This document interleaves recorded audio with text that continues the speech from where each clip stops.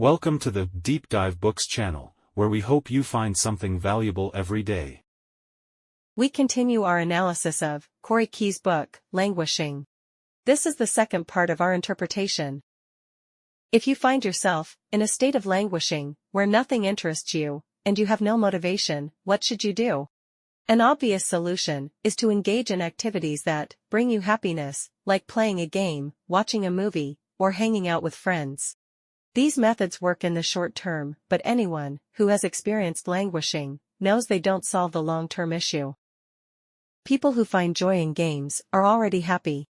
Those who aren't happy are just using games as an escape from reality. The key is that happiness is not something you can directly pursue. You always pursue something else, and when you get it, you feel happy. But that happiness lasts only for a short while. You must then chase something better to feel happy again. It is said that American writer Henry David Thoreau, the author of Walden and Civil Disobedience, once remarked, "Happiness is like a butterfly. The more you chase it, the more it will evade you. But if you focus on other things, it will gently sit on your shoulder." Why is this so? Because happiness is an emotion, and emotions behave this way. Evolution has designed emotions to be short-lived. They're not meant to be enjoyed. Emotions are meant to be tools, not ends in themselves. The 6 basic emotions are anger, fear, disgust, surprise, joy, and sadness. These are tools designed to achieve specific purposes. For example, sadness occurs when we lose something important. Whether it's the death of a loved one, or moving away from old friends, sadness prompts us to reflect on what matters in life. Similarly, fear helps us mobilize all our attention and resources in times of danger, to face the threat.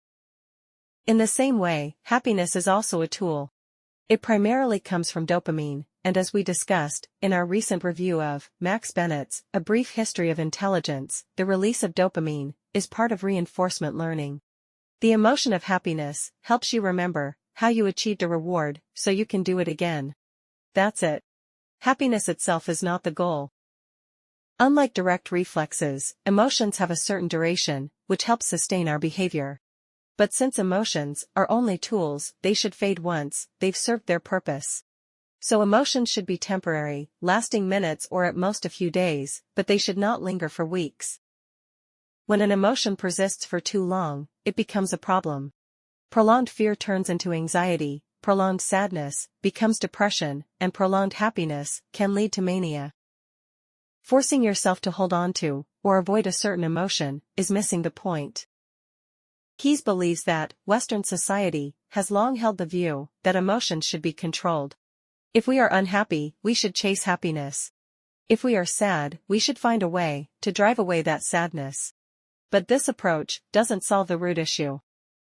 Keyes prefers the Eastern view of emotions, where emotions arise naturally, and should naturally fade. When we experience emotions, we should first accept them, much like in Buddhist meditation.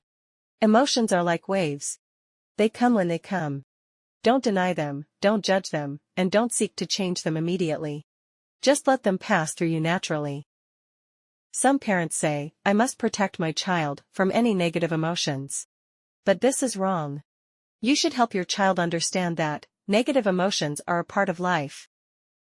For example, let's say your middle school daughter's classmate is hosting a birthday party over the weekend. Many classmates were invited, but your daughter wasn't. At this age, relationships with peers are extremely important, especially for girls, so this can be a big blow. What should you do? Call the classmates' parents to demand an invitation? Or throw your daughter a party to make up for it? The best approach is to guide your child in accepting the reality. In life, there are times when you will be left out, feel lonely, and be sad. But it's not a big deal, and it will pass quickly.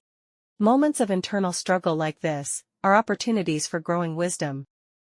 Now that we know how to handle emotions properly, we can examine the cause of languishing. The problem with languishing is that it seems like a long-term state with chronic causes. The most important cause of languishing, and its most significant manifestation, is loneliness. The world today is one that makes people feel lonely. A 2021 study surveyed many people asking if they frequently felt lonely in the past month. 36% said yes, and among young people, aged 18 to 25, the figure was as high as 61%. Typically, at 21, people are supposed to meet their lifelong best friends, but making friends is becoming harder. The COVID-19 pandemic only made loneliness worse. Part of the reason is that people spent more time alone. From 2019 to 2020, the average person spent about an extra hour alone each day. Even if you have a child under 18 at home, which makes you one of the least lonely groups, your alone time still increased by 36 minutes each day. Moreover, more people are living alone, especially as they age. We previously discussed how midlife's biggest crisis is social isolation. Keyes points out that living alone is detrimental to health, as social isolation can increase mortality rates by around 30%. But as we mentioned before, living alone isn't the core issue. The correlation between time spent alone and feelings of loneliness is not that high. Some people enjoy solitude, and that's perfectly fine. What really leads to loneliness are two key issues. One is the quality of your connections with others. Do you have close, warm, and trusting relationships? The other is the sense of meaning in your life. We've previously discussed the courage to be disliked, where Adler said that interpersonal relationships are the root of suffering, but also the source of happiness. Keyes presents statistics showing that social connections account for 14% of loneliness. On the other hand, the sense of meaning in life explains 25% of loneliness. Combined, social connections and life meaning are the best predictors of whether someone feels lonely. So, where does life meaning come from? It turns out that it, too, is closely tied to social connections. If you have high-quality, close relationships, and you feel needed and relied upon, you'll naturally feel that life has meaning. Conversely, various studies show that if someone is isolated, excluded, or discriminated against, their sense of life meaning declines. In summary, loneliness, social connection, and life meaning are interconnected, all contributing to the feeling of languishing. This is probably why people who are burned out tend to lie flat. If someone views society as a hostile place, sees everyone as a competitor, and feels they must prove their worth to feel safe, they are likely to fall into isolation. After exhaustion sets in, they lose their sense of meaning in life. When a bit of adversity comes along, it's easy to sink into languishing. A person may have family around them, but still feel excluded by society and lonely.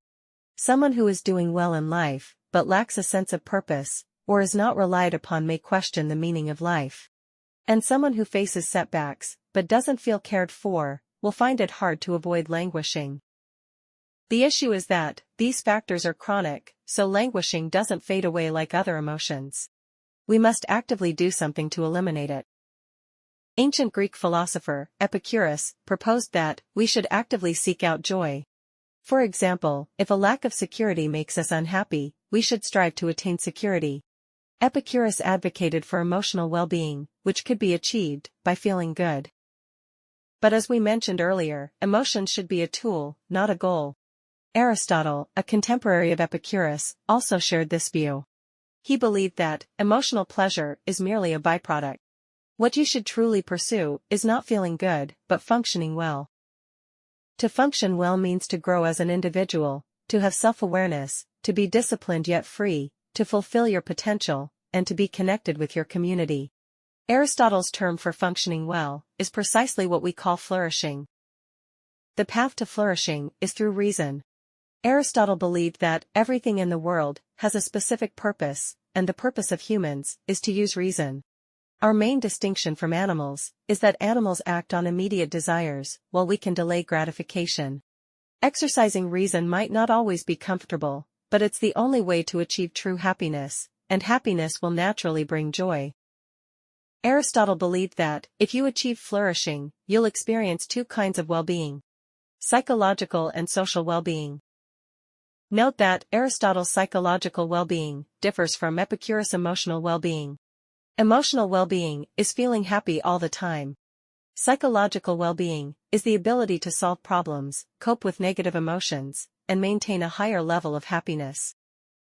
Keyes synthesizes the frameworks of Epicurus and Aristotle, proposing that flourishing equals emotional well-being plus psychological well-being plus social well-being. Of course, his focus is primarily on psychological and social well-being, as emotional well-being is merely a byproduct. From these two dimensions, Keyes outlines 6 areas of excellence that are essential for achieving flourishing. 1. Acceptance. Can you accept yourself and others with all their flaws and strengths? 2. Autonomy. Can you think independently, rather than being swayed by others? 3. Connection. Are you part of a community, and do you have warm, trusting relationships? 4. Competence. Psychologically, are you capable of managing your affairs, and socially, can you understand complexity? 5. Mastery. Do you have the motivation to learn and grow? 6. Mattering. Do you believe that you are contributing to society in a way that makes you important to the world? Instead of chasing happiness, aim to function well and pursue flourishing through these 6 areas. We'll discuss the specific methods in the next part.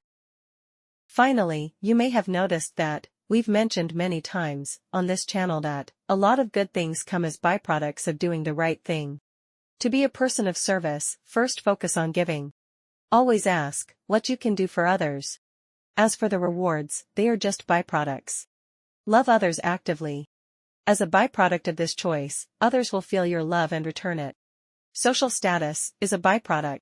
It's something people offer to you, not something you demand. Entrepreneurs often say they want to change the world, but in reality, most people's impact on the world is small, and it usually comes as a byproduct of personal growth. Good relationships are also a byproduct, resulting from working together toward a shared goal. A byproduct means that, while it's something desirable, something we want, it isn't the primary focus. Regardless of whether you get it, you should focus on doing the right thing. That's it for today's content. In the next part, we'll talk about the wisdom of not minded. If you feel there is value in this, please like, subscribe to this channel, and leave your thoughts or suggestions in the comments section. Let's grow together and read more good books.